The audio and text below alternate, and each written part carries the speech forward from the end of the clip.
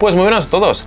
¿Qué es mejor, el trabajo de pliometría o el trabajo de fuerza para mejorar la velocidad, los cambios de dirección, la fuerza en jugadores de fútbol? Spoiler, antes de meternos al tema, ambos. Y hay que decir, ambos hay que trabajarlos. Pero sí que es verdad que hay unos que nos van a ayudar para una cosa, para una condición, y otros nos van a ayudar para otra condición.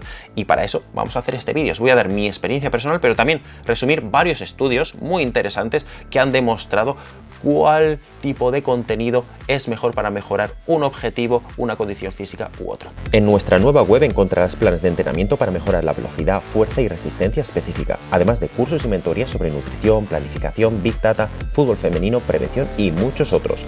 alvaromolinos.com, nuestra nueva web de formación para jugadores y entrenadores de fútbol. Como ya os he dicho en la introducción, un metaanálisis de Falsch, no es muy antiguo también, donde cogía muchos estudios y observaba cómo tanto el trabajo de pliometría como el trabajo de fuerza iban a mejorar a los jugadores de fútbol para mejorar su capacidad, en este caso su velocidad, su explosividad, su potencia y sus cambios de dirección. Por lo tanto, insisto, y como he dicho al principio, ambos son importantes. Pero por ejemplo aquí un estudio del 2020, a ver si lo digo bien, si no, todos los estudios los tenéis abajo, ¿vale? Pero puede ser sueco o noruego, Hobart, Kulteich, Rödenkert y otros, del 2020. El protocolo de este estudio es bastante interesante, ya que pues realizó diferentes cambios de dirección, no todos, digamos, en 180 grados, sino que realizó diferentes test, uno haciendo 45 grados de dirección, otro 90 grados de dirección, otro 135 y otro de 180. Y estos cambios de dirección los puso en diferentes distancias, a 4 metros y otros a 20 metros.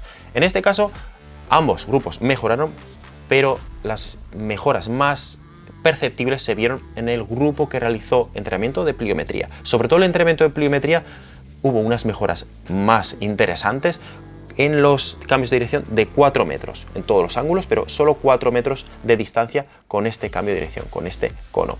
También hubo, eso sí, como estamos comentando, el grupo de fuerza hubo mejoras, sobre todo en los cambios de dirección más agudos, pero, insisto, en el grupo de pliometría hubo mejoras más, digamos, más visibles que en el grupo de fuerza. Posiblemente, y como se ha visto en otros estudios, se pueden distinguir cambios de dirección donde las demandas de velocidad y pliometría son mayores y otros donde la exigencia de la fuerza es mayor. En este caso, a lo mejor cambios de dirección en poca distancia, pues hay un componente mayor de fuerza y puede ser el grupo que haga fuerza puede conseguir mayores beneficios que el de pliometría. De todos modos, para conseguir un mayor desarrollo en el rendimiento, debemos alcanzar un mínimo de fuerza máxima para que el entrenamiento pliométrico también tenga su efecto en estos cambios de dirección. Es decir, si estamos trabajando pliométricamente constantemente, pero no tenemos una buena base de fuerza, nunca vamos a conseguir maximizar nuestro rendimiento. Pasa lo mismo de la otra manera, podemos trabajar mucho la fuerza y no la pliometría, que sí, vamos a ir mejorando, pero hasta un punto. Es decir,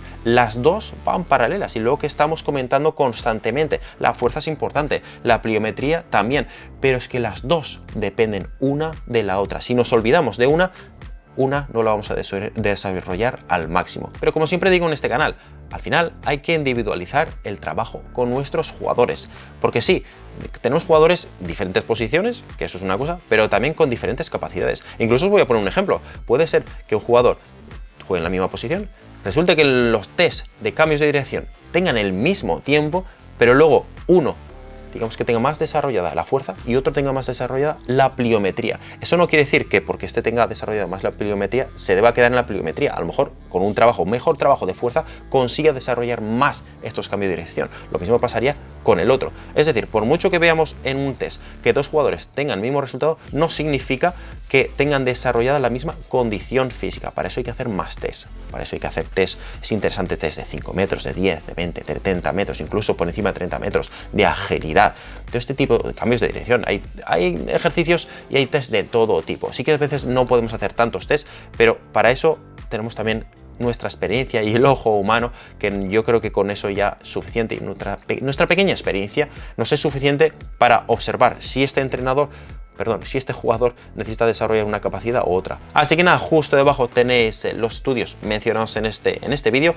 Como siempre digo, llegados a este punto, darle a me gusta, suscribiros al canal, pero sobre todo compartir este vídeo, este contenido con cuanta más gente mejor. Mi objetivo este año es llegar a los 100.000 suscriptores y eso solo puedo conseguir gracias a vosotros. Así que nada, sí que es un objetivo de momento aún lejano, pero bueno, tenemos todo el año y yo creo que sí, con vuestra ayuda podríamos llegar a esos 100.000 suscriptores. Por cierto, si os gusta este nuevo tipo de contenido donde hablamos un poco más, o resumimos un poco más algunos estudios que podemos aplicar en fútbol, también comentármelo, o bueno, ya lo iré viendo en las visitas. Si las visitas van aumentando con este tipo de contenido, pues seguiré subiendo más contenido de este tipo. Al revés, Álvaro. Nos vemos en nada, una semana, que ya estoy cansado del día entero. Venga, hasta otra.